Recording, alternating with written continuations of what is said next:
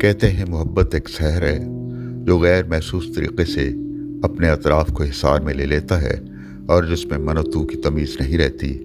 محبت کا یہ سحر میں نے کرتارپور میں بابا گرو نانک کے گردوارے میں دیکھا۔ سنگ مرمر سے بنے اس گردوارہ کی دودھیا عمارتیں اور ان کے وسط میں وسیع و عریض صحن ہے۔ اس صحن میں مختلف مذاہب سے تعلق رکھنے والے زائرین کا ہجوم بابا گرو نانک کی محبت کا اثیر ہے۔ وہی بابا گرو نانک جن کے بارے میں اقبال نے کہا تھا، نانک نے جس چمن میں وحدت کا گیت گایا۔